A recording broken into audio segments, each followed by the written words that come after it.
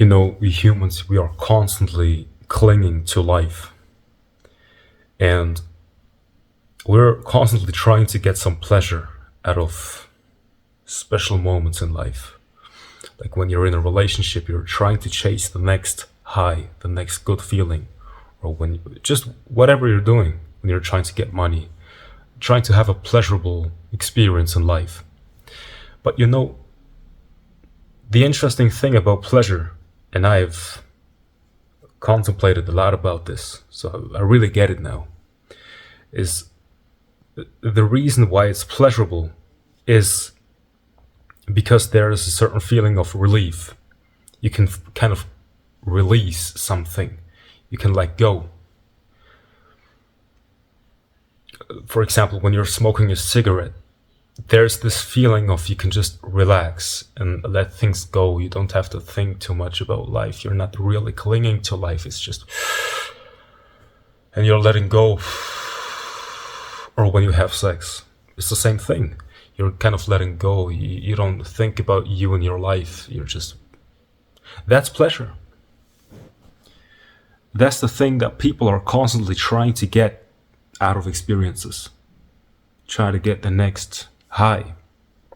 Suffering is the opposite of this. It's when you're clinging to life. You're really trying to become immortal, make things immortal. You want to grab things and keep them, and it shouldn't go away. You're not allowing it to be free. You're not allowing it to die. That's suffering. Or when something is as it is, you're not allowing it to be as it is because you want it to be different. That's the suffering. So I really had this impulse to talk about enlightenment and the fastest way to get there. And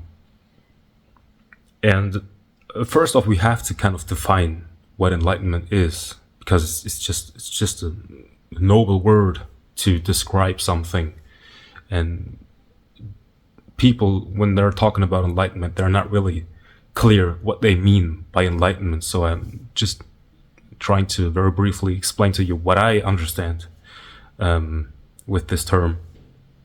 To me, it's just, when people are, when someone's dead, they say rest in peace.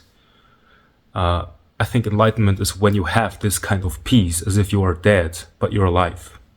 To me, that's enlightenment. J. Krishnamurti explained it like this: a mind that is completely free of conflict.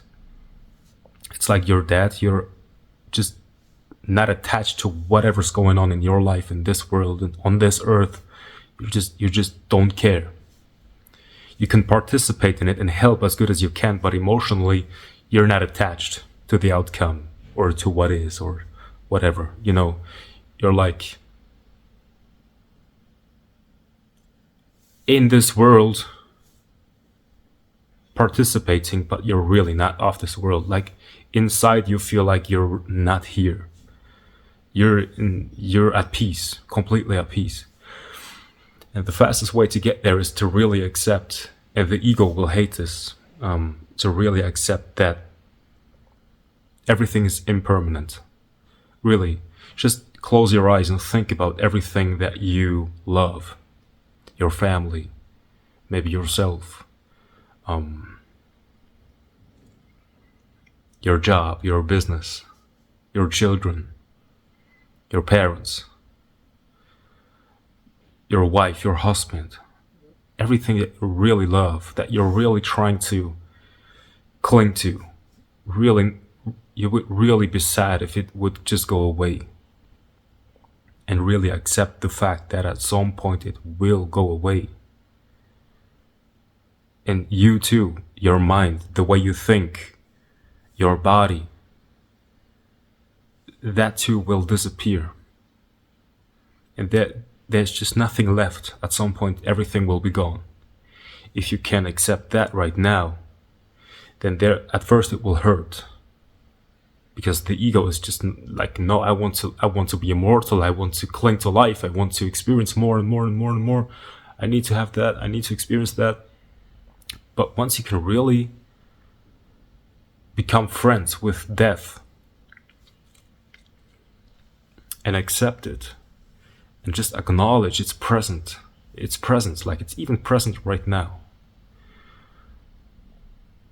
then something relaxes, and it will be the ultimate, how should I call it? When you are letting go, when you're drinking alcohol and it causes you to loosen up and you're letting go, or smoking a cigarette, you loosen up, let it go, have sex, loosen up, let go, do things like that, and you have this pleasure moment, you're letting go. Accepting death is the ultimate pleasure, because it makes you transcend the whole world. It makes you transcend yourself, and you're letting go, and you are unbound, and you're free. And then you will realize that actually you don't have anything. You don't really have anything. Like, we take it for granted that we have a body, that we have a family, we have a house, we have something to eat, to drink. It's normal. It's just, it's normal. It's treated as if it's normal. But it's really not. Once you realize that you were nowhere some years ago, before you were born, you were just nothing. And you will go back to the same nothing. And you are right now that same nothing, experiencing something that is seemingly something, but it consists of nothing. It is form made out of emptiness. So once you can really sense the presence of death during your life right now, it makes you grateful, but it's not a form of gratitude that you're cultivating through affirmations or something like that. It's genuine gratitude, because you realize that actually you don't have anything. You don't have a body. It's not yours. You don't exist. It's just there, but it's not as if there is really a you that has things, that can control things or analyze things. It's just this experience, and it will be over soon. And to the ego, that's depressing, but to who you really are, that's liberation. That will free you of this endless cycle of suffering. The Buddhists call it samsara, rebirth, this wheel of rebirth. That will free you of this. Like, accepting death will unchain you, if that's the right term. And every moment is just as it is, but it's kind of beautiful. Like, there's a certain kind of beauty that is recognized when you can accept death. That cannot be explained. There's a certain kind of peace or brightness in the current experience right now. But it's not seen by the eyes. It's just this kind of a peace that comes from accepting that it doesn't matter what happens, I'm gonna die anyway. And it sounds so depressing, but actually I'm not trying to give you some kind of practice that will get you there. It's really just the raw truth of what will get you there right now. It's really just the fastest way to enlightenment is accepting death in such a way that you can accept it right now even.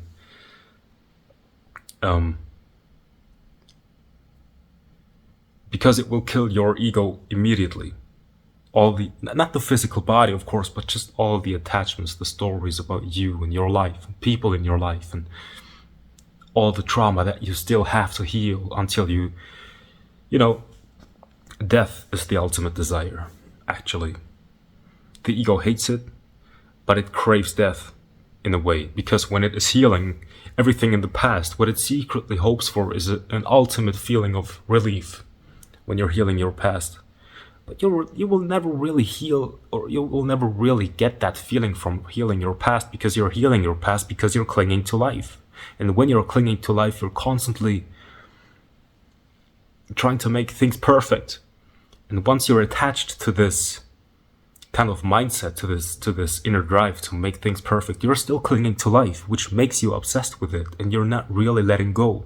And you can only feel that peace when you're really letting go, when you really don't care anymore, when you're just really accepting things as they are because you cannot change it and things are gonna disappear. It makes you build up a relationship with who you really are, with something that cannot be explained. I think Meister Eckhart said, if you really want to know God, you have to completely forget yourself. You, your thoughts, your life, the people in your life, everything. Sounds so dramatic, but I'm telling you, that's the fastest way. That's the fastest way. All right. So you can meditate whenever something's coming up. Some family member. You say that too will pass. Something comes up. I still have to achieve this goal. That too will pass. You think about your boyfriend, girlfriend.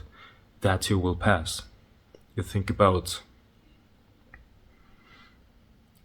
some trouble or just some unfortunate situation in your life right now. That too will pass. Everything will pass. Nothing matters. And then you fall into this trance-like state where you can just like let go. Let go of life completely. That's ultimate peace. All right. Let me know what you think, and yeah, leave a comment, leave a like, subscribe, and have a great day.